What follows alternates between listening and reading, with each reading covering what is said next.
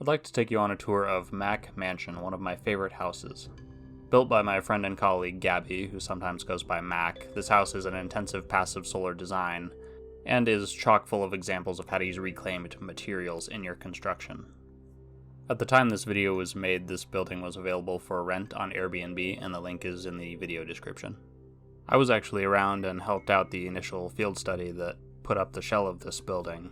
Earthship Biotexture usually charges to come and help out on their builds, but in this case, I was actually invited to come on this build for free, and even though I build professionally now and don't really volunteer anymore, I wanted to be involved in this project because it was one of the first Encounter Model Earthships that was built. The Encounter model is basically the biggest advancement in the Earthship concept since the global model, which most people are familiar with. It is a far more simplified and streamlined design, which makes it more accessible to inexperienced builders, and it has a roof which is more friendly to colder environments. Mac Mansion is located in the Greater World Earthship community outside of Taos, New Mexico, in an area called the Gravel Pit. They call it the Gravel Pit because it's a gravel pit. The home is effectively buried in the north side of the gravel pit, which gives it its incredible passive temperature control. The first cool thing we'll notice about Mac Mansion is the driveway, which starts off above the rear of the building and curves down the east side to the front. A flagstone walkway leads us up to the front door through the rock garden, which are popular in these parts. Most of these rocks are still very small and will need some time to grow before they can compete with some other rock gardens in New Mexico. As we walk through one of the two front doors, to our other left is the shower room. You can see the first reclaimed pallet wood used to finish this wall. That's a theme which will repeat throughout the building. This shower room is something else. You've got vines growing out of the in-floor planter, up the wall, and all around the ceiling. The windows are covered with a sticker, which frustrates peeping toms and creates this beautiful prism light effect on the walls. There's a picture of a llama in a bathtub, enough said, and a gorgeous clawfoot tub. The backsplash is reclaimed brick, which I really like. It looks awesome. If we turn left, you'll see the greenhouse and hallway, which is supporting some beautiful not desert plants. The table and chair here allow you to bask in the warmth of the greenhouse while reading up on Mike Reynolds' game-changing and revolutionary passive solar design philosophy, as well as, telepathically communicating with space wizards or something. The obligatory banana tree. Interesting fact, banana trees only fruit once in their life, after which they're just a really big and impressive solar gain and view blocker. But as impractical as they are, I know why Earthshippers put them in their homes. When someone sees a thriving banana tree, when as far as the eye can see outside is just dead desert or unbroken snowscape, it gets the point across to a lot of people. There's no mechanical temperature or climate control in this house, no electric or gas heating or cooling or humidifying. And despite this, tropical plants are able to thrive in the middle of the desert. Moving on through, at the opposite end of the hall is the toilet room, separate from the shower room for purposes of the function of the gray and black water systems, which will efficiently use the same water several times. In here we have a simple curtain of what looks to me like painter's drop cloth, one of my favorite things to make curtains from. The west wall is our earthen finish, which we'll see more of inside. The vanity is luxuriantly finished reclaimed wood with an impressive stone sink and two charming shelves mounted on pipe. The bathroom doors are rough texture reclaimed wood and slide in barn door fashion into place. Next to the bathroom is the entrance to the master bedroom. The door is frosted glass, the windows are not, but are covered by 2 layers of cloth curtains. There's a stick here, I guess, for decoration. I'd get rid of that personally. The interior walls in here are more reclaimed pallet wood. It actually made me shudder how much pallet wood is used in the finishing of this building. I love it, but I just know from experience, having worked with pallet wood in the past, how much work it is. So massive respect to Gabby on that front. Another solid wood shelf by the bed. In this closet are the escape pods. And the utility closet is in here as well. From here you can monitor the water level in the cisterns. This house collects rainwater in exterior cisterns and uses that for the home's water. The back wall here is a stone face, and under here is our first geothermal cooling tube. The house is warmed by the south sun coming in and heating up the massive floor and walls, but it's cooled off by these. When you dig down deep, the earth stays at a very pleasantly cool temperature, and these tubes allow the warm exterior air to cool off as it passes through. In this case, the inlet of the tubes is up above the rear of the building. Gabby has simply installed swinging wooden doors over these. That works.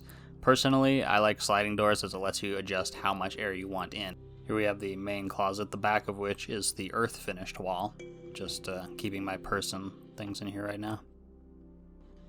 An adorable stick lamp, psychedelic hanging wall cloth, and we're off to see the rest of the house. Let's talk about the ceiling really quick. Inside the ceiling are wooden trusses that the roof is secured to, and it looks like Gabby has pinned bamboo mat to the underside of the trusses with lumber. A lot of Earthships take this route. It isn't my taste personally, but it is easy to take down if you ever wanted to change it or if you ever need to get inside your ceiling for whatever reason.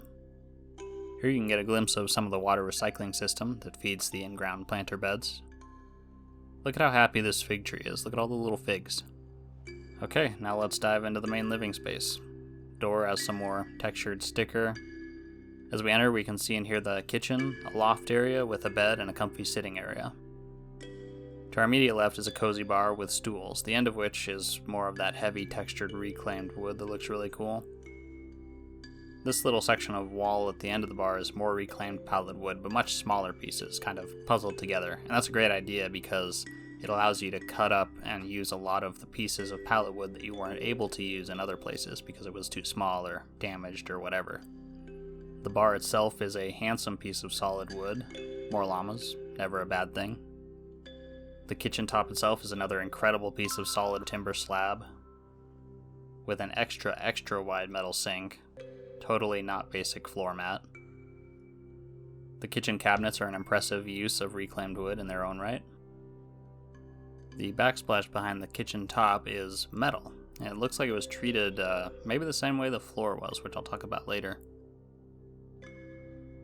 At the end of the cabinet you can see how the back wall is slanted.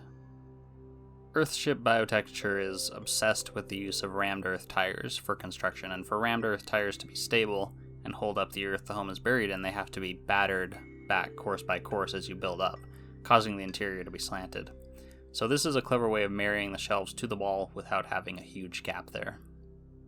And you can also see how these paintings dangle from the ceiling. That's basically how you have to hang things on a rammed tire wall, unless you installed studs while you were building. The dining table also appears to be made with reclaimed wood, as well as this bench, which also features a knot filled with epoxy and half a hike's worth of pretty rocks.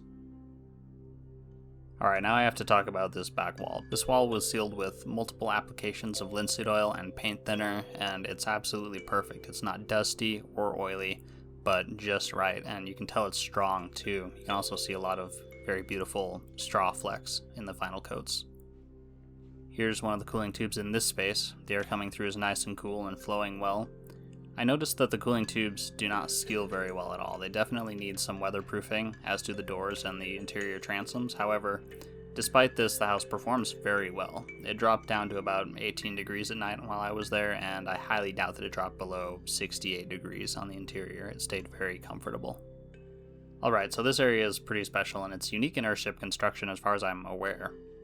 Gabby wanted a loft in this corner, but wanted to be able to use the space underneath, so we dug this recessed sitting area, and she built a fireplace in it. She lined most of it with stone, and as you can see, it's quite the cozy nook down here. There's also a beautiful hammock for sitting, or napping. These stairs going up to the loft are pretty cool, just some wood leaves on welded pipes, simple, but effective.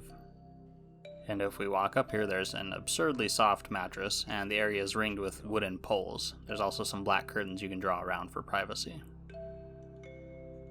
And finally, the lounge area is simply appointed with a comfortable couch, chair, and yet another llama. I'm just kidding, it's a baby sloth. The walls here are much brighter than the rest of the space, which is a good idea since it doesn't get quite as much direct natural light. The floors in this home are concrete that's been segmented with wood in a lot of places to make it easier to install. Most of the floor, with the exception of the bathrooms, has been stained with iron sulfate, which when the concrete's still a little bit tacky, you just can pour the sulfate on it, let it dry out, brush it around, and then you get this awesome terracotta orange stain on it. Works really well and is very cheap and effective. You can stain your concrete floors for about $1 per 100 square feet this way. And if you use copper sulfate instead of iron sulfate, you can actually get a blue-colored concrete floor. And there you have it. I hope you've enjoyed this tour. Please let me know if you'd like to see more sustainable home tours like this in the future. And like I said at the beginning of the video, if you'd like to spend 2 or more nights in Mac Mansion, at the time I made this video, it's available for rent on Airbnb, and the link is available in the YouTube video description. See you next time. Thank you for watching my video. Please hit the like button and don't forget to subscribe to my channel. Digital transcripts of most of my videos, as well as some other goodies, are available on my Buy Me a Coffee donation page. Link is in the video description. If you think that sustainable development, earth building, and other appropriate technologies are as important as I do, then please consider donating whatever you can. It'll mean a lot to me and help me create more higher quality content. Thank you, have a great day, and remember to go outside and build something.